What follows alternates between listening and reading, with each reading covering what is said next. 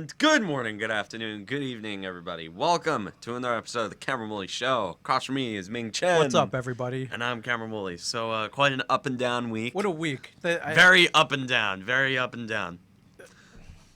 It was like up, then down, then up again, sort of. It was up, and then like a few hours of down. Okay. And it was right back up again. Right. So, all right. So I guess let's lead off with you're trending up. That's good. let's lead off with Monday night. All right. Monday night, the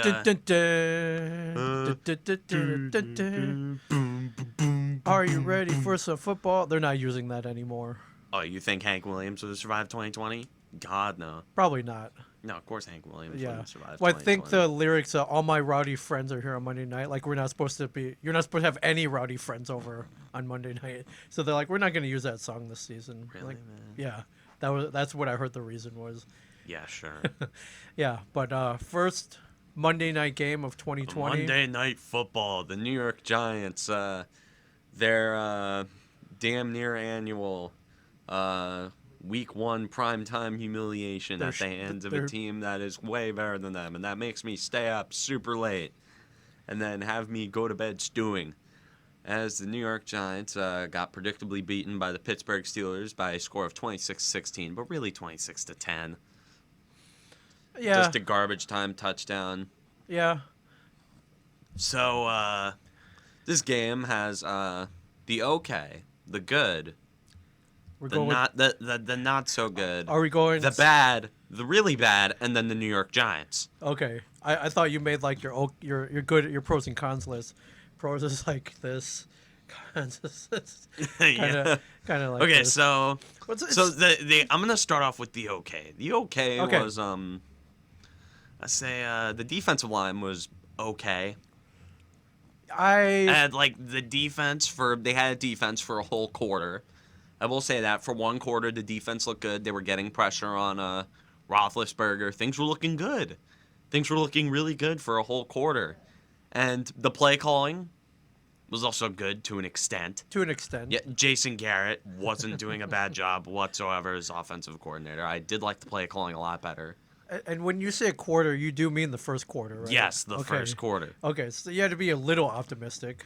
Oh yeah, I was optimistic, which is terrible, because there was still this little thing in the back of my mind that's like, yeah, I would do that shit if I were you.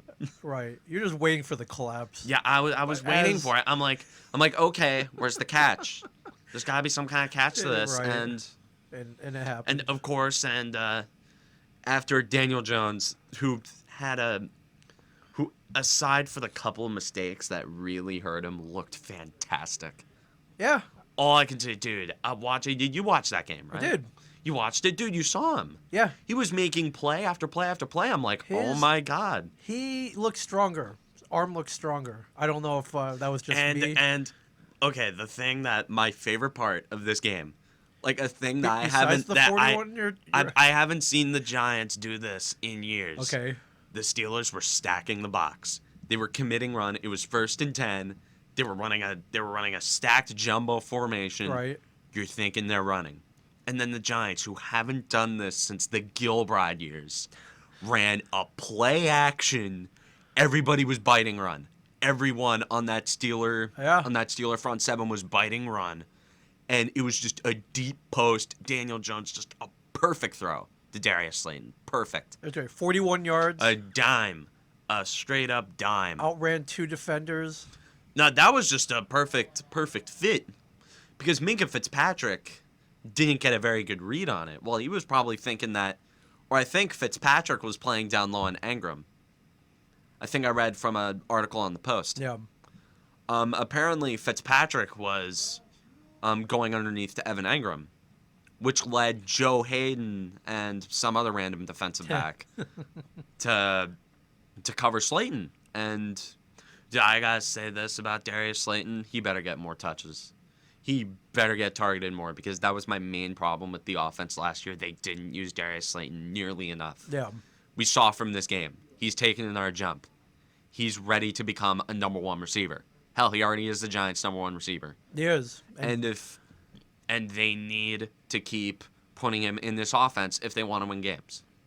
They got to keep utilizing him. Sure, you can utilize practice squad player number 15 to force feed him catches.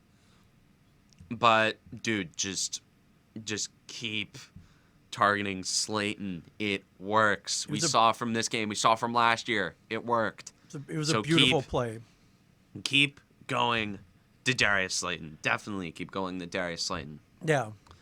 Yeah, but like Jones, again, looked great, except for the 2 interceptions that I just... yeah. Just why? Yeah, it's like the first interception was passable. It was a play that somewhat broke down at the line of scrimmage, and this isn't the one you think I'm talking about. I know. But the first one, but he was in his own territory. Sure. He throws, like TJ Watt, he thinks he's rushing, and it was just a great read. TJ Watt just picked it off, and there's not really much you can really do about that. That led to a Steeler touchdown. It did. Turnover touchdown. Never a good thing. And not a good look for Daniel Jones, and at that point, yeah. who the people have been frothing at their mouth. Who, for some reason, people just hate Daniel Jones. I don't know why. Hey. There's nothing unlikable about it. Hey, he didn't fumble. Yeah, he didn't fumble. Small steps. I will say, he didn't fumble. Small steps. He did not fumble. Okay, that pick was passable. Yes. That was passable. I can say, okay. The second one is where it really just confuses me. Inexcusable. Yeah, just after a 19-play drive where Jones made great play after great play after great play after great play. Just on 3rd and long inside, like 3rd and long at his own 5, fired a strike to, guess who? Darius Slayton. And then it was just a great drive, great play after great play. Just read after read.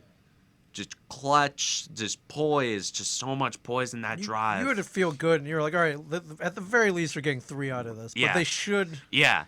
Like, I was thinking. All these strikes, they should get a touchdown. And I was thinking, like, saying, oh, why aren't they running with Barkley? And, like, well, Barkley was neutralized the entire game. He was muzzled. Because, well, for some reason, just Bud Dupree decided to turn into Lawrence Taylor.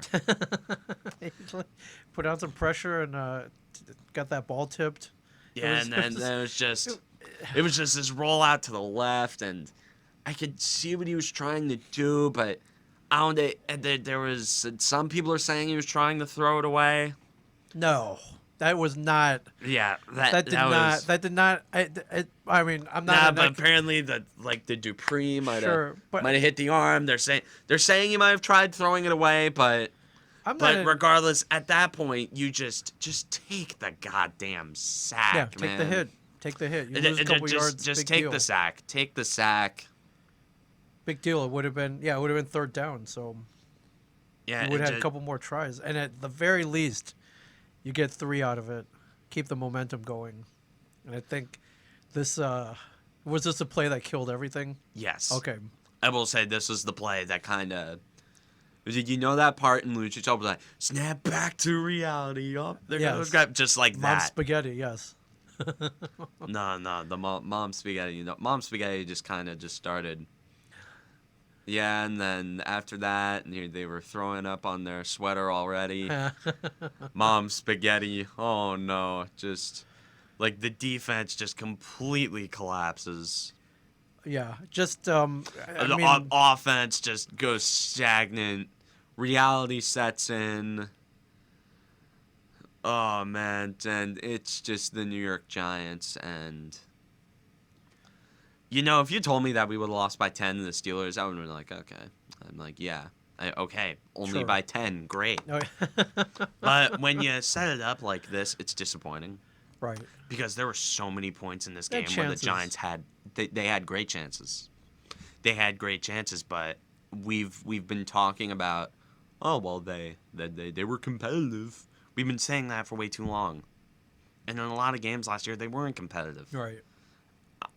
We should be getting to that point where there are a lot of games where they weren't competitive last year. They need to get to the point where they start actually pulling ahead and not turning and not leaving 11 slam dunk points off the board. Two times they were inside their own 5. They only came up with 3 points. Yeah, I think one on the muffed punt at the beginning of the game. That had to have crushed you a little bit. They're on the 3-yard line. Yeah, and Evan Engram just decides to. There were 2 drives that were killed by Evan Engram in this game. One was the one where he dropped the pass in the end zone, just completely messed up the release on that route. I know what kind of play that was. I've done it on Madden numerous times. Yeah, on Madden it works every time. What the hell, Engram? No, on Madden, it doesn't work all the time on Madden because you know what, you get hit in you get knocked on your ass whenever you try to Madden. But I know what, it was a block. It was a pick. Like he picked T.J. Watt and then he was gonna break off on the route. Just the release, he executed it horribly. And people are gonna try to blame Daniel Jones for this, but I'm not gonna blame him. I mean, hell, there is a lot of blame to go around on Daniel Jones. That interception that pretty much just killed the game. Right. Yeah, that's on you, man. Yeah. Like, I'm sorry. That's on you. He knows. I mean, I would assume that he knows. Yeah, you gotta think. Oh, Joe, but if you don't know, we know, and we'll tell you. He knows. Yeah, he knows. You think he doesn't know? Please. Yeah. Please, right after he just went to the sideline, the judge just talks to him. He's like, what the hell were you thinking? He's like, yeah. It's like, yeah, I don't know what the hell I was. Yeah, what was that all about? Like, I know. It's like, yeah, man. Oops. Yeah, well, that stunk. Like, yeah, well, go get him next time.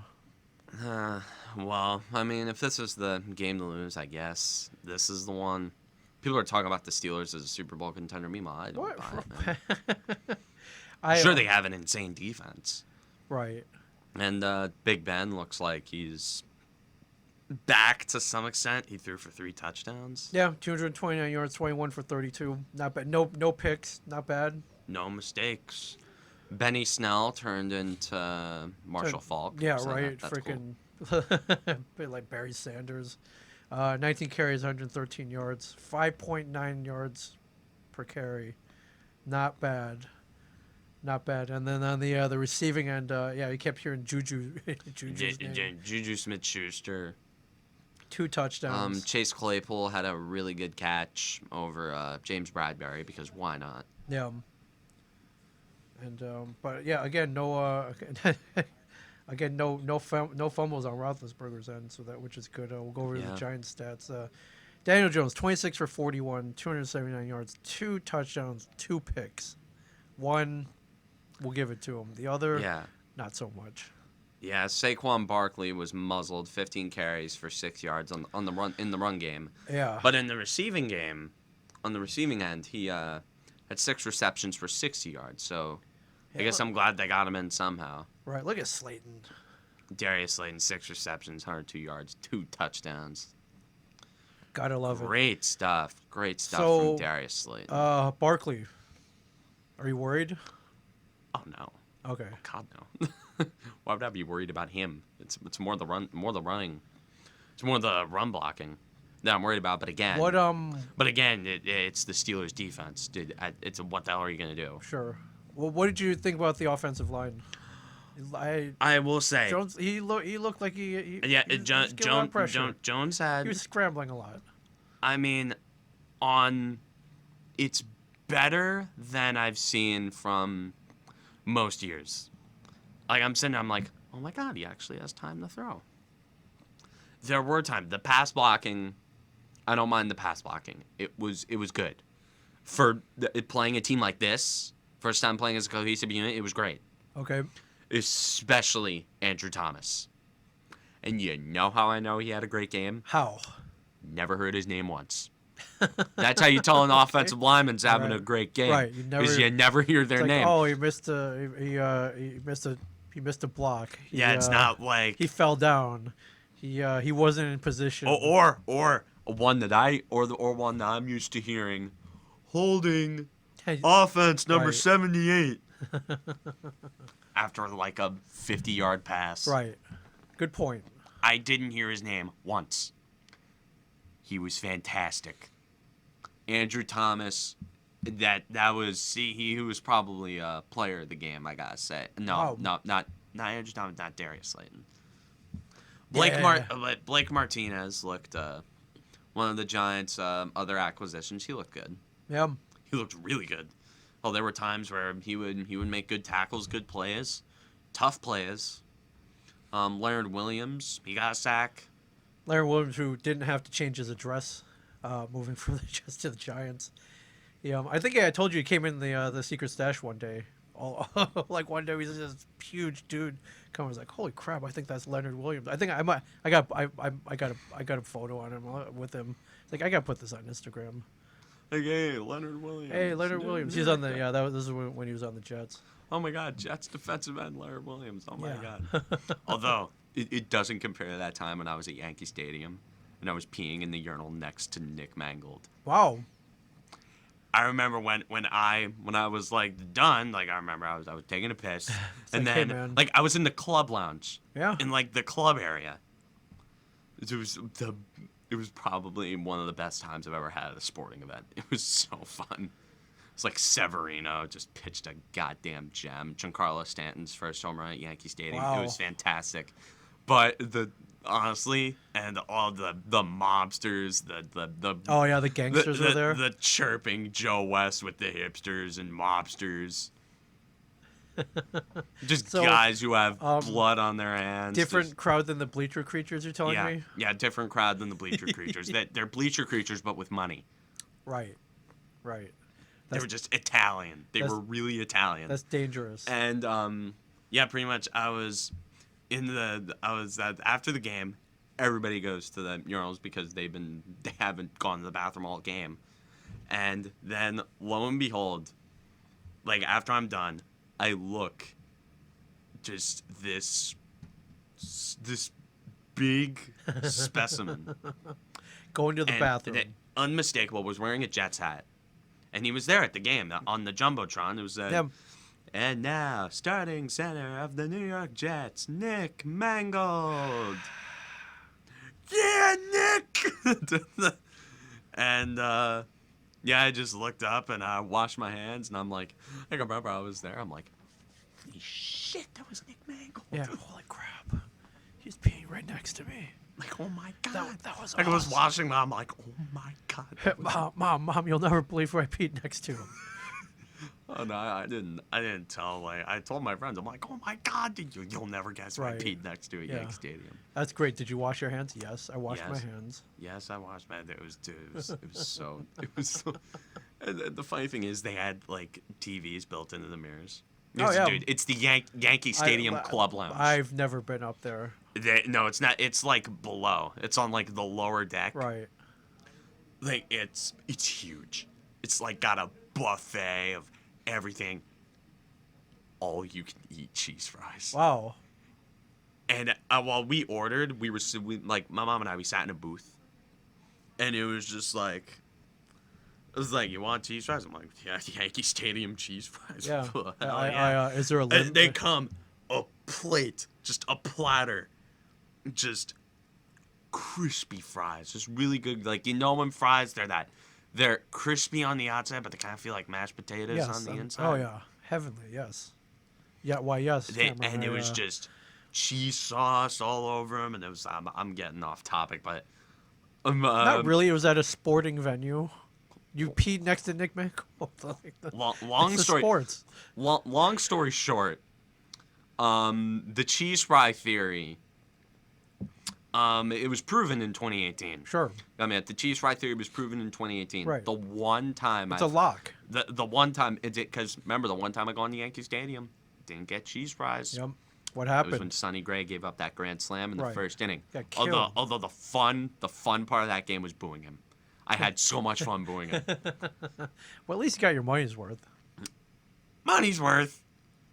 We were my entire family spent like $1,000 on nosebleeds on the hottest day of the year. You got to boost Sonny Gray in person, though.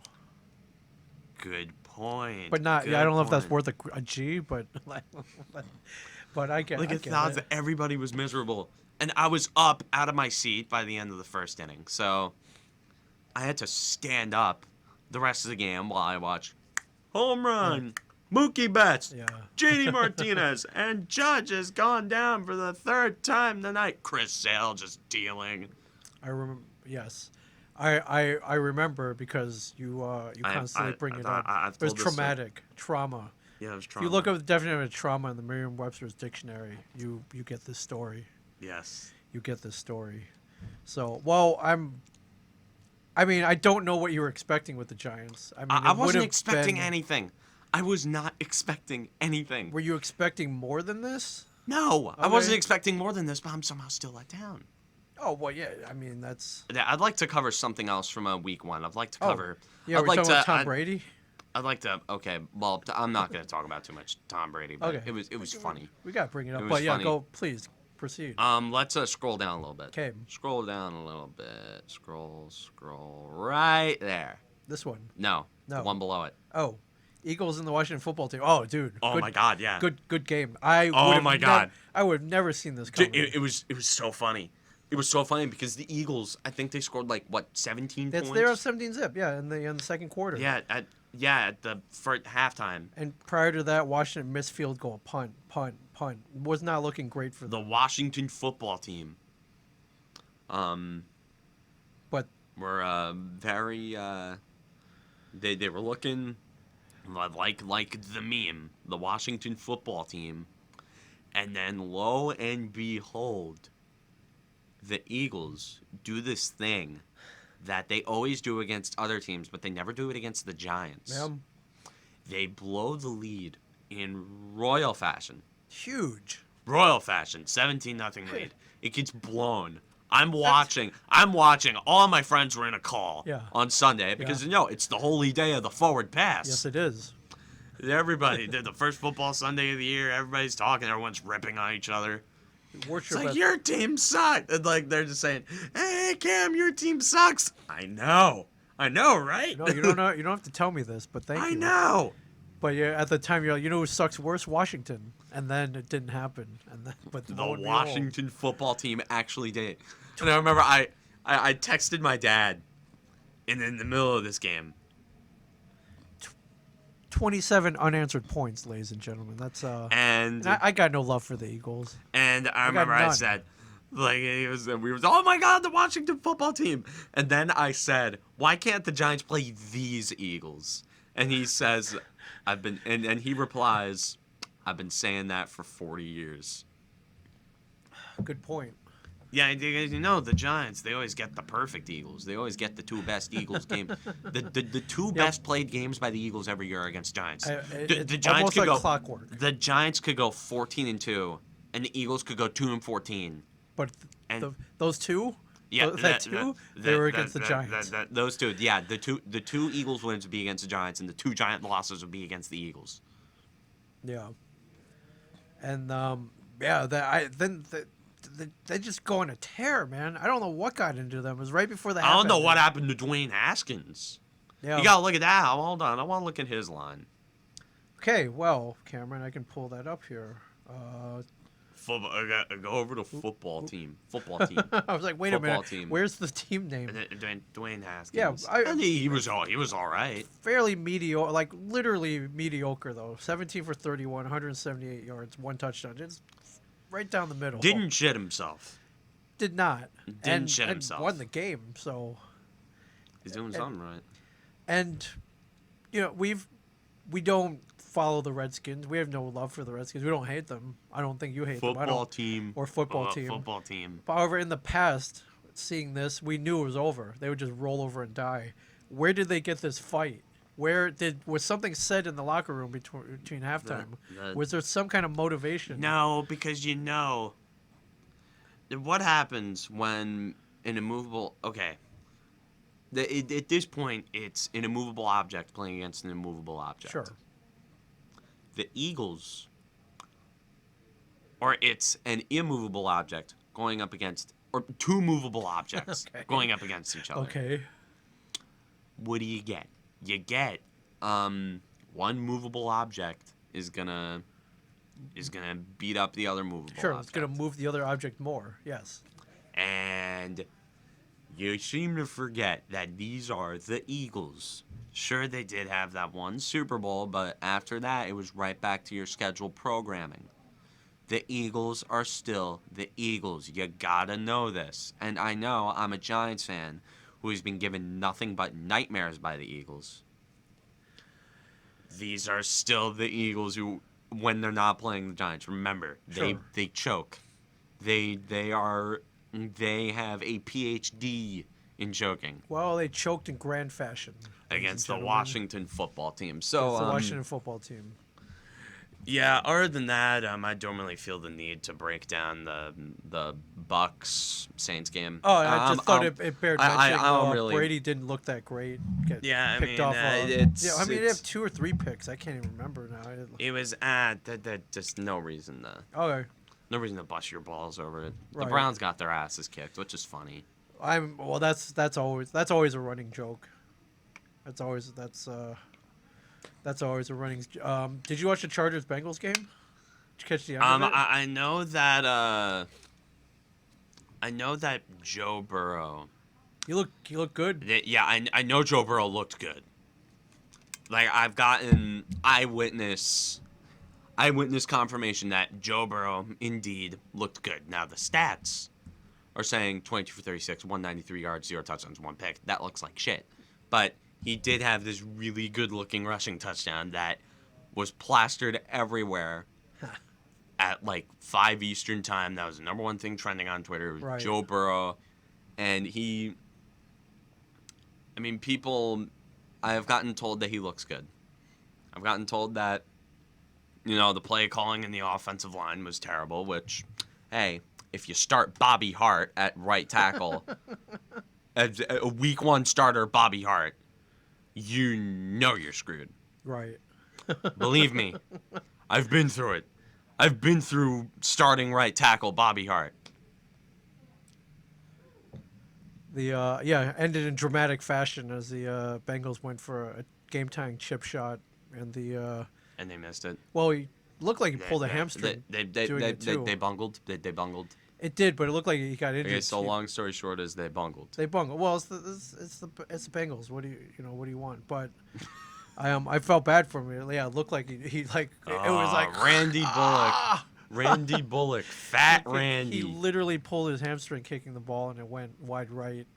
And if you're a Chargers fan, the gods were smiling down on you because that okay. That was a chip shot. Okay, It was a 31-yard field goal. This is who God wants to lose the least because God hates both of these teams. Yes. Yeah. So it just boils down to who does he hate more, and it was nullified by a penalty. Yeah. It was nullified by a penalty. Oh my God. Oh, the touchdown before, offensive pass interference. Wow, AJ what? Green. Do you have any comment on it seems like if you breathe on the guy, about offensive pass interference, I don't know about defense, but just it's. Do you agree that back in the day? I don't. 3 years ago, even 3 years ago, like you could slap the guy in the face and get away with it. And now if you breathe on the guy, they're throwing the flag, and it's so minute now. It seems like he pushed off it, like he had his finger pushed off of him. That's pass interference. I don't even know with offensive pass interference anymore. Yeah, either way. I mean, the rules have definitely changed though. Like if you the offensive pass interference is something that either they call or they don't right, call. Sure. It's a judgment call. So much as a judgment call. It's not like a false start or holding, where you can tell they're like, oh yeah, it's holding. Right. Well, I mean, they do have replay now too, but they ditched the replay review because the refs. It just seems like so. Newsflash, they have a lot of power, if your eyelash touches the other guy.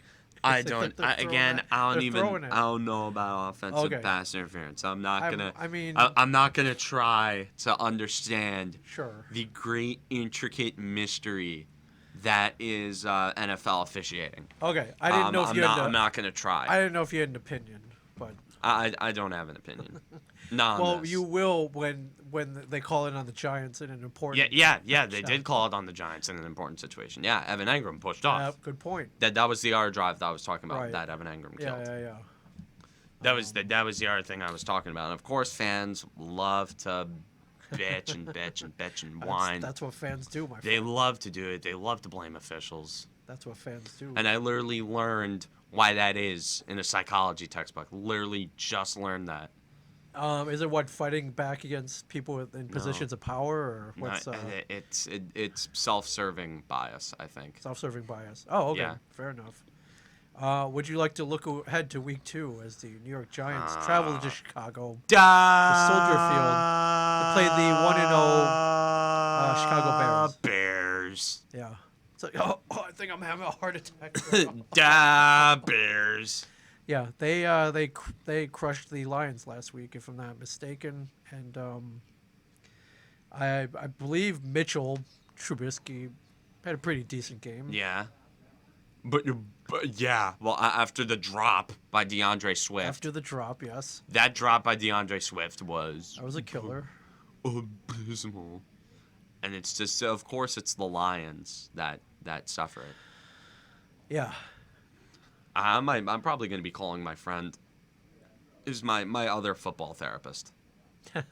my football therapist. Yeah. Why? He's a Bears fan.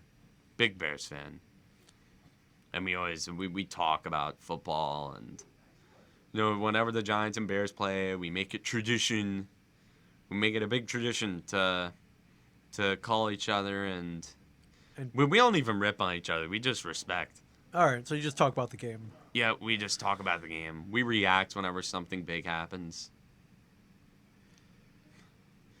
And what are the keys to this game?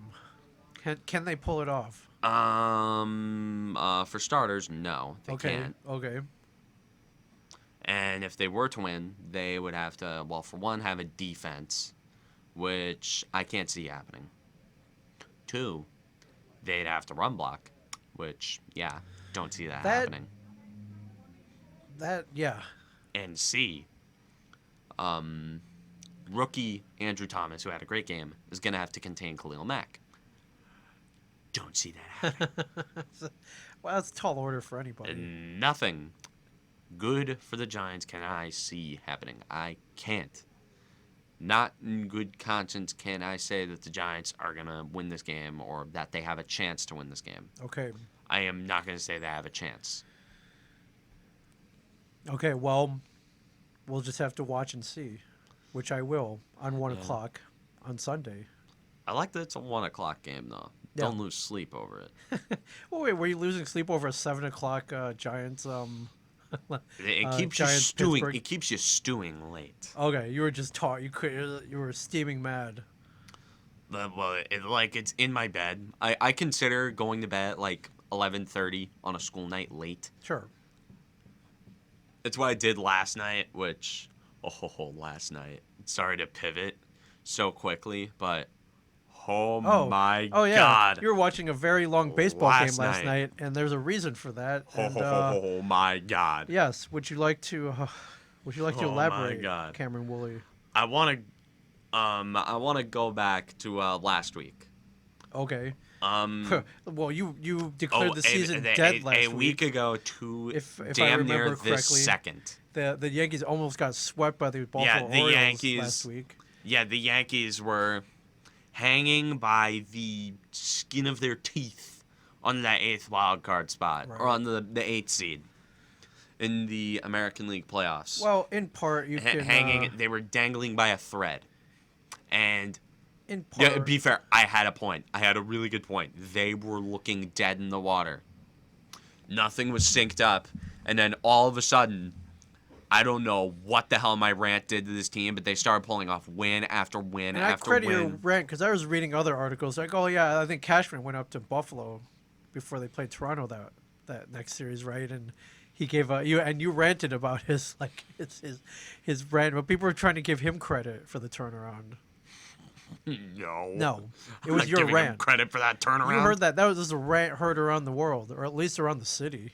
Like, yeah, it has a whole 17 views on YouTube. Come on, you're man. pretty loud. And then, it seemed like it worked because they went on a pretty good week. They went, okay, they win the game. They did. They win the series settler against Toronto. They did, and then they roll okay, they win. they roll okay, they win that, and then you're welcome. And then the Cameron Woolley Show series, which this is about the most significant version of the Cameron Woolley Show series that we've seen all time. Because remember, this had playoff implications going in.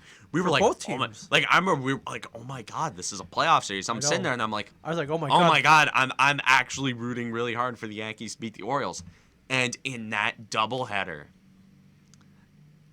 it was another snap back to reality. Up there goes gravity. Yeah. Well, I mean, I think Cole pitched that first game, right? Yeah. So the first game, right when we were talking about him being human. Yes. You're saying he's human. We're all saying he's human. Sure. He comes in. And he's inhuman. Carries a no-hitter into the fifth. Right. Who's just filthy. Mixing in his curveball, doing everything. His fastball, hitting 98. Strikes out 9, walks 1, gives up 2 hits in a 7-inning complete game shutout. Yeah. Well, I mean, listen, he's getting paid $300 million. Yeah. You give him a 7-inning game. I expect him to do, like, or even close to it.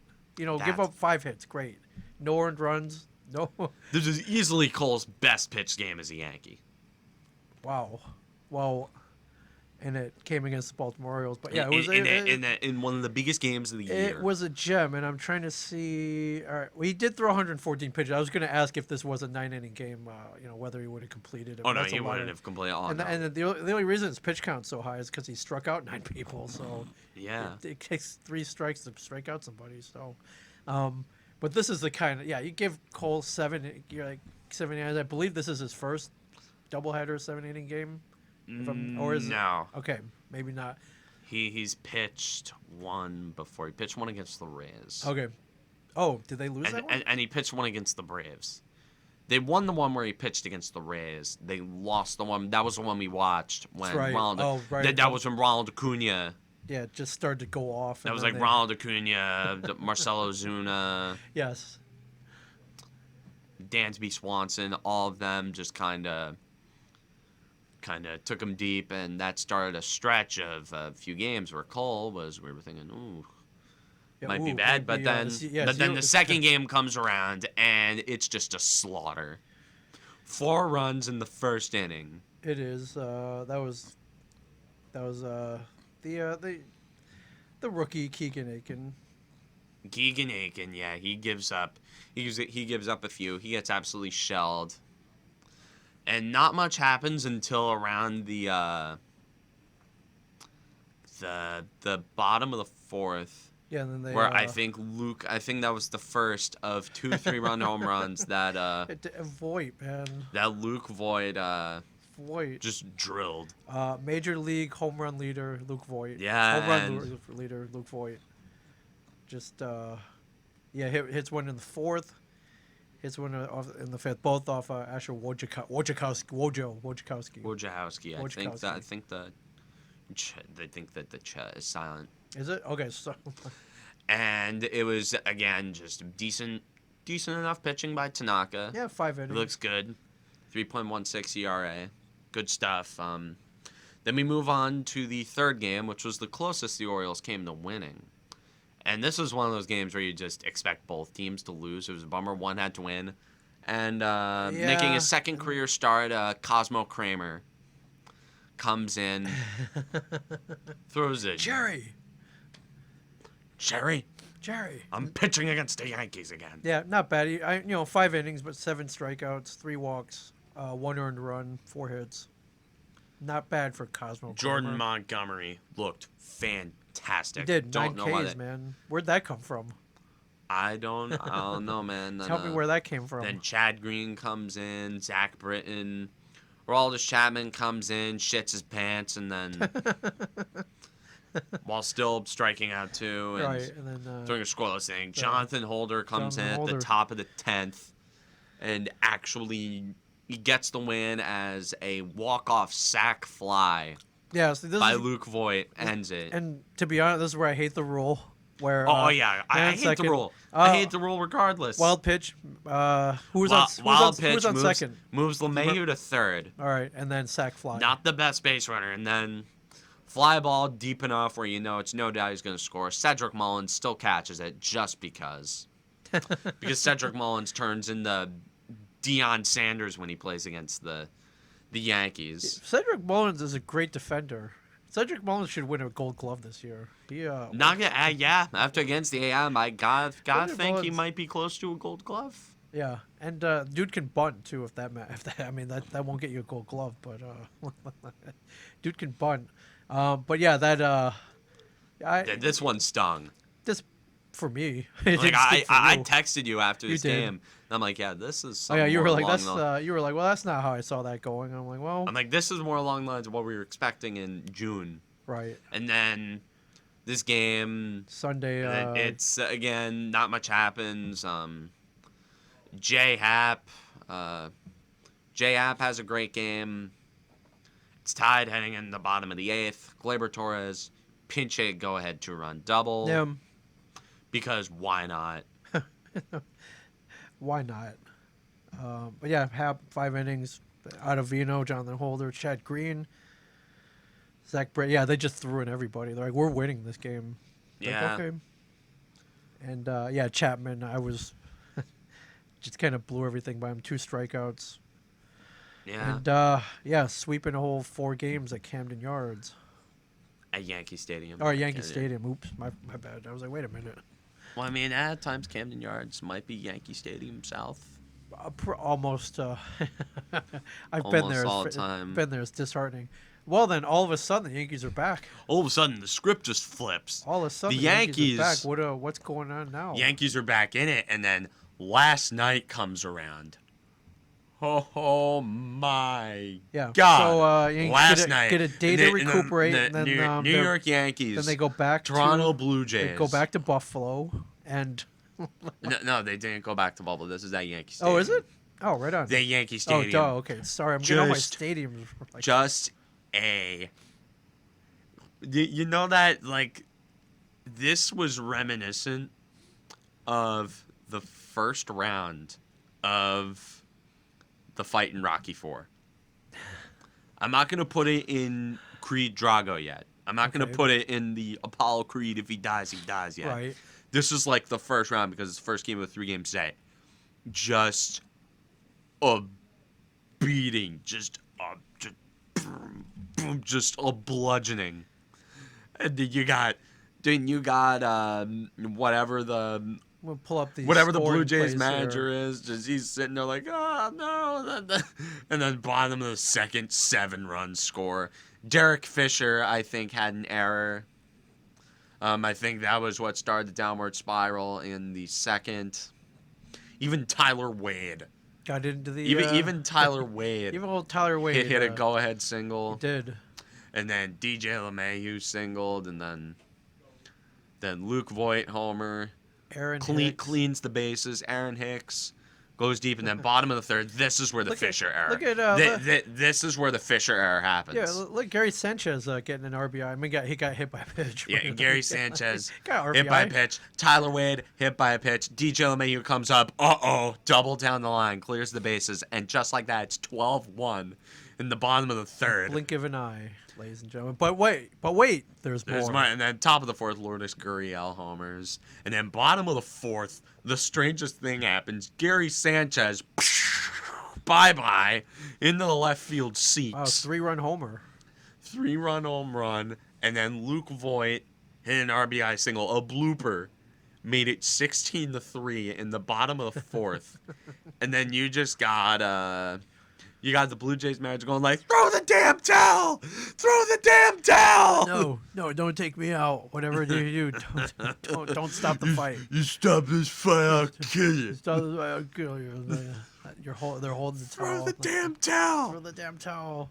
And then bottom of the 6th, Luke Voit homers again to extend his major league lead in the home run race. And then bottom of the 7th, Clint Frazier goes oppo, makes it 19-3, and then the bottom of the eighth, position player pitching with 1 out. I'm sitting there, I want to see 20. Yep. I'm saying because I've never seen the Yankees score 20 runs. It's happened in my life numerous times, but I've never seen it live. Okay, so you're watching, you're waiting. And then I'm sitting there, position player pitching, and then I think it was with 1 out. Yeah. DJ LeMahieu comes up to the plate, and then as I'm watching, I'm gonna call up my friends because this is the funniest thing I've ever seen. I'm like, oh my god! I'm like, hey! And as DJ LeMahieu just hits that fly ball, I think I said this, and in quote, I said this. I'm like, 20, 20, 20, 20, 20, 20, 20, 20, 20, 20. And everybody's like, Jesus Christ, shut the hell up. And I'm like, get to the 20 runs. 20 runs, man. 20 runs. And then top of the ninth, the Blue Jays get a few back. Yeah, they got 3 back. It's an annoying inning. I mean, they're an annoying inning. Showing a little fight. Taijuan Walker gave up 6 runs. One of them earned. Yes. 1 run earned. Then Yamaguchi, he gives up 7 runs. All of them earned. Yes. On 2 hits, 4 walks. Anthony Kay, former Mets prospect, comes in, gives up a few. And then the position player, second baseman Santiago Espinal, comes in, pitches relatively clean inning except for the home run. Yeah. What was that? Was that like a 48 mile per hour the lowest pitch ever recorded to be homered off? Really? The slowest pitch ever homered off of since they started recording that kind of stuff. Wow. All right. Thank you, Elias Sports Bureau, for the stat. You should sponsor the Cameron Woolley show. Yes, please, please. Look at Davy Garcia, man. You Yeah, gotta be happy about Garcia. that. Oh, You gotta be baby. happy about that. I love this kid. He's great. He's looking great. 7 strong innings, 6 hits, 3 runs, only 2 walks, struck out 6. Yeah, very clean and efficient. 88 pitch game. Very good. There's great stuff. Great stuff from Garcia. Probably could have kept him longer. It was like, all right, kid, good job. Go take a break. We'll just send out punching back Michael King. Yeah, save your energy. We're going to need him for the playoffs. Dude, Davy Garcia, he has been, ever since he got called up, he's stepped up to the occasion. And all of a sudden, Yanks are 6 games over 500. Yeah. They've won 6 in a row since we last talked. And they have surpassed the Blue Jays for second place. Yeah. With more opportunity to gain ground. And then, just like that leaves them with, I don't know how many games left. 12. But, with 12 games left, with the Rays, I think they're losing right now in the bottom of the 10th, if I saw. I can check that. Last time I saw, the Rays were losing in the bottom of the 10th. And they lost in 10. All right, that's so okay.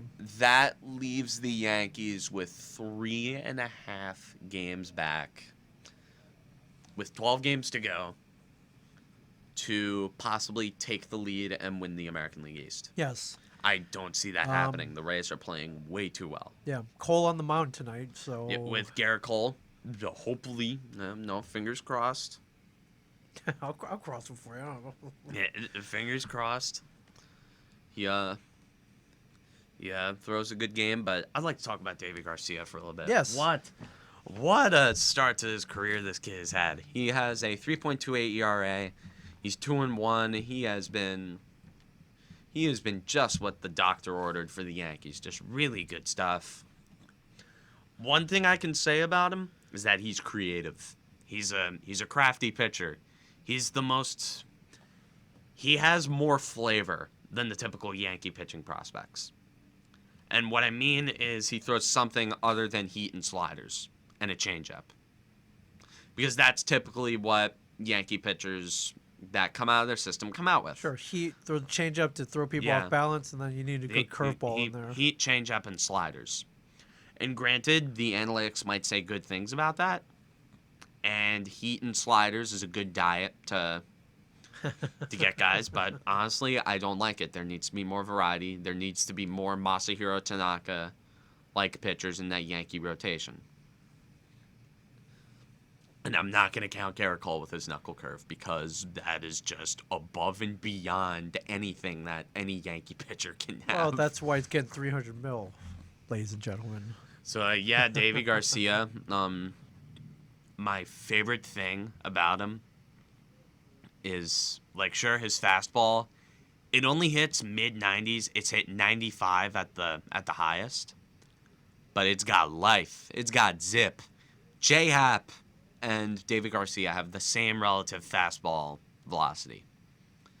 Davy Garcia's looks like it's at least 5 miles an hour faster. Nice. It's got life. Life is good. It's got a little bit of zip on it. It looks really, really good. Life is good. And it's deceptive. He's deceptive, but like I said, my favorite part about him is when he busts out that curveball. I love that curveball. It's a 12-6. It has a rainbow-like descent. It doesn't go left or right. It just goes up and down.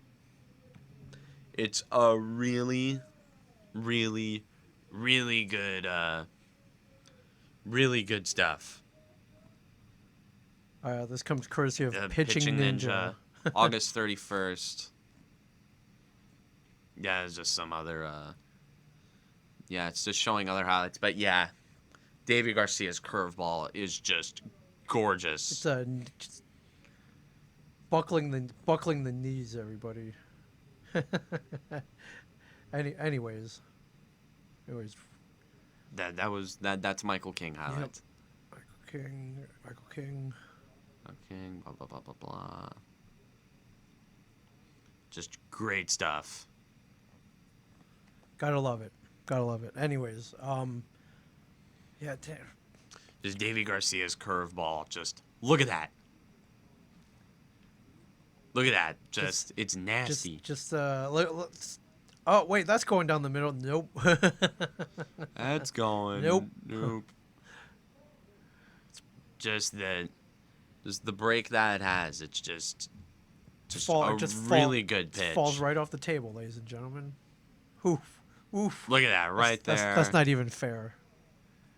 And that's why I like him so much. He's deceptive. It's not even He fair. has the life. He has the life in his fastball. And then when he gets guys in a place where he can throw that curveball, he doesn't throw it often. But when he does, I love me a good curveball. So like they said, Jesus Christ can't hit a curveball. Right. Gotta love it. I'm just looking. I'm trying to find the this week's schedule here. Here it is, just to see what's going on. So they got 2 more against the Blue Jays. Hopefully the results are even halfway, like they were last night. Yeah. For you, and then 3 against the Red Sox. And at Fenway, and then 4. Excuse me. And then 4 more against the Blue Jays in Buffalo. And then they end off with a 3-game set against the not-so-doormatty Florida Marlins of Miami. They're probably going to make the playoffs. Yeah, dude, this is strange. What a weird year. The Florida Marlins of Miami are a playoff team. Contenders, my friends. Hey, man, dude, did you hear about Sixto Sanchez? I think that's what his name is. Dude, he's dealing. He's a freak. Yeah. They got Starling Marte, who's done nothing but mash, I think, since he was traded. Just fantastic stuff from this Marlins team. Just they're looking really good. Looking really, really, really good. Lot to like about the Florida Marlins of Miami. Yeah. Well, I mean, look at the schedule. I mean, the Yankees should beat up on these teams coming out. Oh, but I gotta say, I forgot to mention this. But jeez, man, I forgot to mention this, but tonight. Yes. Guess who's back again. Guess who's back, back, back? Tell a friend, friend, friend. Guess who's back? Guess who's back? Guess who's back? Guess who's back? Back, back, back, back, back, back, back, back, back, back. Guess who's back? Back, back, back again. Again. Back, back. Guess who's back? Guess who's back? Guess who's back? All right, everything's good. Yep. All reports healthy. Yep. Aaron Judge, he's Judge back. Giancarlo Stanton came back last night. Ladies and gentlemen, the cavalry is here. Well, it's here. They're back. This should be. And as a certain video game character would say, "Cheers, love. Cavalry's here." Overwatch Tracer, if you live under a rock. Yes.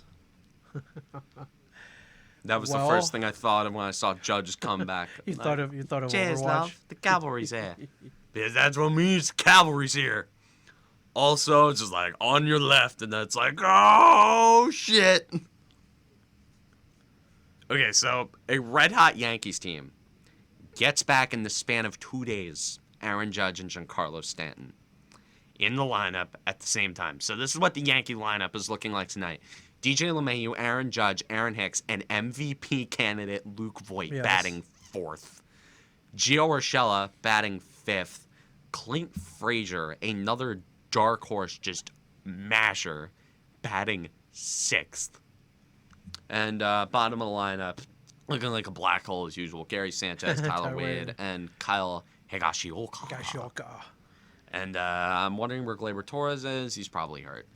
Hey, check out LeMahieu's OBP, man. On base, 409 on base percentage. He gets on base.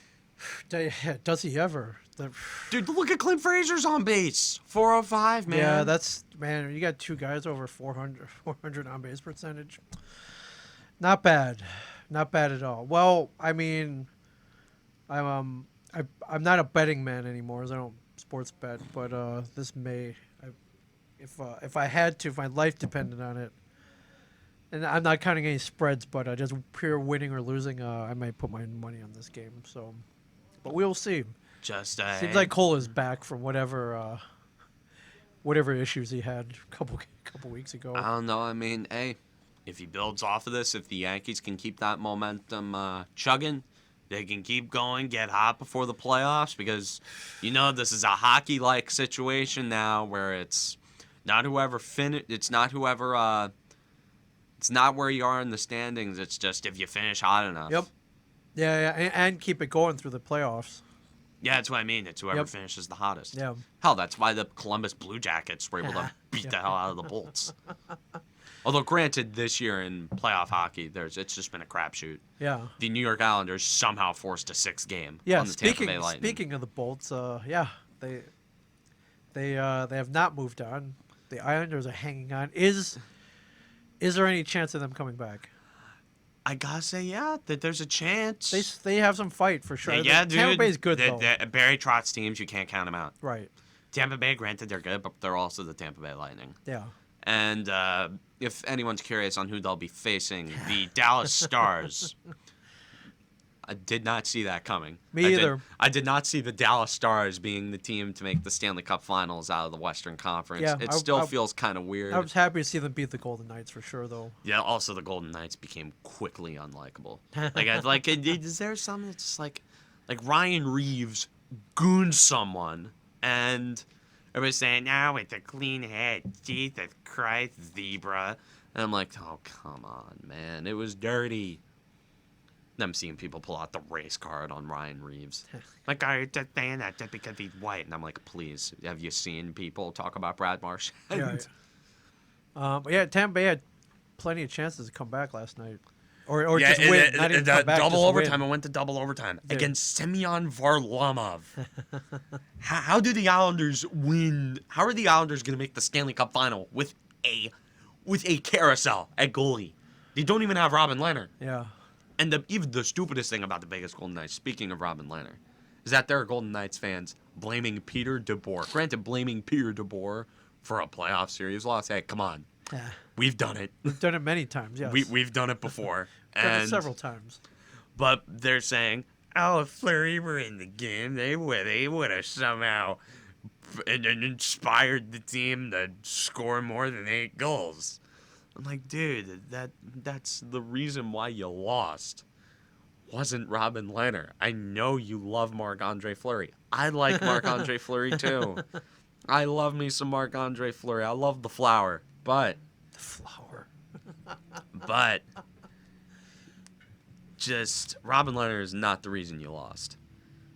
He's not the reason you lost. The fact that you couldn't score, the fact that you couldn't solve the advanced calculus algorithm of Anton Khudobin for 5 games. Not even Ben Bishop. Ben Bishop, I think he's hurt. The Anton Khudobin, granted, I think he's having a great year. He's probably busted out into becoming an elite goalie. But, gotta say, you gotta score more than 8 goals in a 5-game series to win. Yes, you do. For sure. I would love, as much as I would love to see the Islanders come back, they have a very big hill to climb. Yeah. But again, these are Tampa Bay. Tampa Bay. Yeah. The Bolts, they love choking like this. They love choking. Yeah.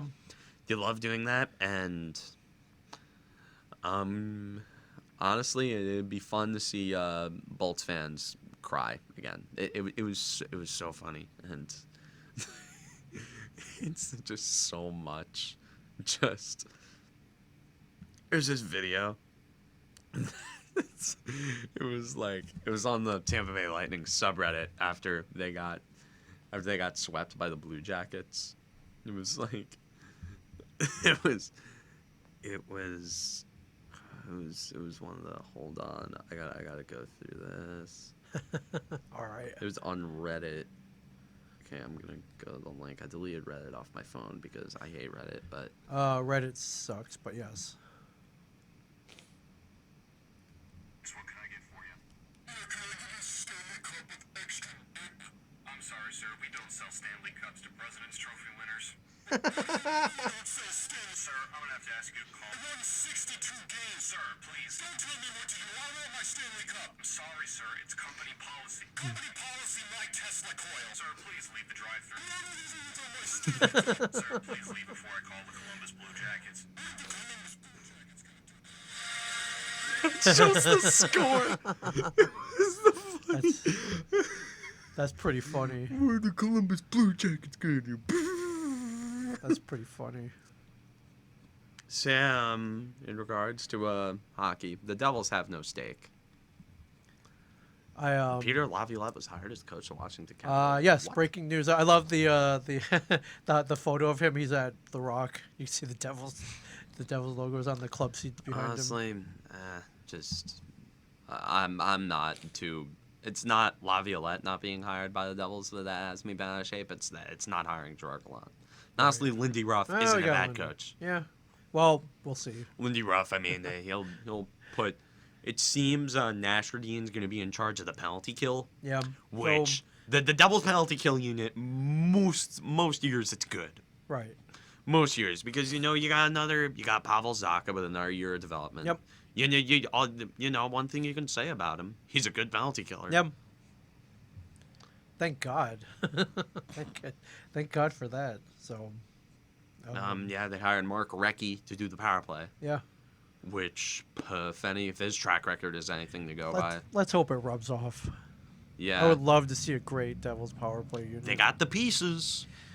You need more than the pieces. They have, dude. You need gotta the execution. execute. Yeah, the Nope. execution. Gotta execute. Dude. Yeah, again, they have the pieces, but, they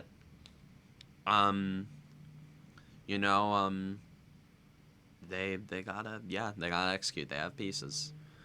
Nico Heishers and Jack Hughes just don't fall out of the sky. Well, I mean, they kind of did for the Devils. they did fall out of the sky. It fell out of the ping pong chamber. But Yeah, they fell out of the sky. Fell out of the sky. Well, might as well use them if they're falling out of the sky. Yeah, we lucked into Nico Heischer and Jack Hughes. Yeah. We have Kyle Palmieri, one of the best power play gunners, or not one of the best, one of the most underrated power play gunners in the league, and PK Subban, one of the best power play gunners in the league. And by gunner, I mean like waiting at the point or the circle, as just sitting there with the stick, just going like, whoosh, Bam. whoosh. Just chuck it over. I'll one-time it in. All Yeah, right, just the there you go. one-time stuff. There you go. Anyways, gotta see what is. I did a Q&A for the show on Twitter, and one guy answered via Twitter DM. Yeah, anything of note, But and of anything course, of note, just something. follow Cam Woolley also, Show by the way, on Twitter. You will get a lot of great tweets. It's so great. I love prior to tonight's game, the Yankees have reinstated outfielder Aaron Judge, and you tweeted the photo of the Avengers Assemble scene on Wakanda from Endgame as a whole cavalry. Like everybody the just portals. comes through the Doctor Strange portals, which yeah, I get chills just looking at that GIF, man. Yeah. Or the GIF or whatever. Anyways, question from @thatoogly_kid. Okay. What seed do you think the Yanks are gonna land in? Oh, good question. Well, let's look at. I'm just gonna. I don't like to make predictions, but if they complete the sweep of the Blue Jays, I'd like to think second in the AL East. I'd like to think second, or they'll end up as the 8th seed. Yeah, just it's either one or the other. That's crazy. Either second or the 8th seed. Yeah. Also, a quick shout out, a quick lull to the LA Clippers for blowing a 3-1 series lead against the Denver Nuggets. Always great stuff. You know, Adam Silver, he probably tried his best to rig this game because when Kawhi Leonard and Paul George went to the Clippers, you know he was dreaming about an LA versus LA Western Conference final. Sure. And, you know, Adam Silver sent his best. He sent his best down there, but it wasn't enough. Nothing can stop playoff P as the NBA Conference Finals. The Final Four now consists of the Miami Heat and Boston Celtics. I think the Celtics beat the Raptors. Right. Yeah, I think it was the Celtics. You can tell that we've been watching this very closely. Yeah. Let's look up. Yeah. Yes, you are correct, sir. The Heat currently lead the Celtics during a series of 1-0. They lead that one. And then Lakers Denver. So I really want to see the Heat and the Nuggets in the NBA Finals. I just want to see something that's a little bit more of a change of pace. Yeah. And granted, the Lakers, we haven't seen them in the NBA Finals in like a on, decade, but it's LeBron. Come on. It's LeBron. It's the same thing. It's why nobody got excited when the Cavs made the NBA Finals. It was like, oh boy, more LeBron. Yawn. Ooh. Yay, LeBron. LeBron doesn't even care about winning anymore. He's just like, he signed with LA to film Space Jam 2. Yeah, pretty much. Which is the most relevance that the Looney Tunes characters are going to get since the original Space Jam. Sure. Good movie, though, Space Jam. I've never seen it fully. Do we get a chance at a Michael Jordan cameo? I'd like to think, yeah, Michael Jordan in a cameo in Space Jam, of course. Why the hell wouldn't... It'll help you sell shoes at the very least. Yeah. Not that he needs help, but... Yeah, not that he needs help selling shoes. The guy's a billionaire. Yeah. He's sitting pretty. Yeah. He's sitting pretty, degenerate gambler, you know. Just whatever. We talked about this last week, yes. A lot of degeneration. And, although Lakers Celtics, if the Heat make it, I want the Nuggets to make it. But if the Celtics make it, I want the Lakers to make it. Oh man, old school rivalry. Dude. Now I think about it, this is the closest we're gonna get to a Lakers Celtics NBA Finals for quite a bit. So, dude, you know what? It's either Heat Nuggets or Lakers Celtics. That's what I want. It'd be fun. Magic watching the game from one end, Larry Bird on the other. Yeah, it could be fun. Oh yeah, it'd be great. They should re-release Bird versus Magic versus Bird. There was a video game. Oh my God, yeah. Yeah, way back in the 80s. Instead, it would be LeBron versus Tatum, Jason Tatum. Doesn't have the same ring. Yeah. As Magic versus Bird, but. Yeah, old ass LeBron James. Old ass LeBron James versus Jason Tatum. Which, granted, LeBron James and Jason Tatum, great players. Yeah. I respect Jason Tatum. But gotta be honest, if I had to make a prediction, it would be Lakers Heat, from what I've been hearing, because the Heat have been on fire. I hate me so much. Good pun. I hate me so much. Pun intended, ladies and gentlemen. I hate me so much. That's all right. he hate me. Yes, okay. Yeah. But yeah, I'd have to pick Lakers and Heat because I don't see the Heat losing to anyone. No, they're unless if it's LeBron. Been extremely dominant throughout this whole playoff series. So, yeah. But we will update you next week in case you're not watching the NBA. And yeah, just fun stuff. Yeah. By the way, the Cameron Woolley Show Yankees. Oh, our player of the week. Cameron Woolley Show. I mean, Yankee. duh. I mean, geez, is this even? No. Wait, really? Wait a second. What's my history? I mean, I can predict who it'll be based on his stats. I know who it should be. But if you have someone different, please. Well, it's someone not who you expect. Okay. But it's someone not very different. It's DJ LeMahieu. Oh. I kept looking through the numbers. Right. And I'm just like, okay, I narrowed it down to kind of Luke Voigt and Clint Frazier. But I'm like, wait, I gotta check DJ LeMahieu's stats. Meanwhile, in my head, I'm like, please don't be DJ LeMahieu. Please don't be DJ LeMahieu. Oh. And I see he's hitting. His slash line is 400, 464, and 920 for an OPS of 1.384 over the last week. That's pretty good. Wait, compare with what did three home runs. What did Luke Voigt do last week? Not as good. He hit. Granted, he mashed, but he wasn't DJ LeMahieu. Okay, congratulations. Of course, DJ the guy LeMahieu. slugs 920. Yes. Why would we'll send you a very comfortable pair of Shared Universe Podcast Studio headphones. Indeed. They're better than the Beats. We can say better that than Beats. Yeah. Way better than Beats. Yeah. Cheaper. Way cheaper too. Way cheaper. Way cheaper too. Yeah. So. Awesome. Well, congratulations yet again, DJ LeMahieu, and welcome back. Once again. And geez, man, now you got Judge and Stanton. Yeah. Should be a pretty easy next 12 games, I imagine. If everything goes according to plan.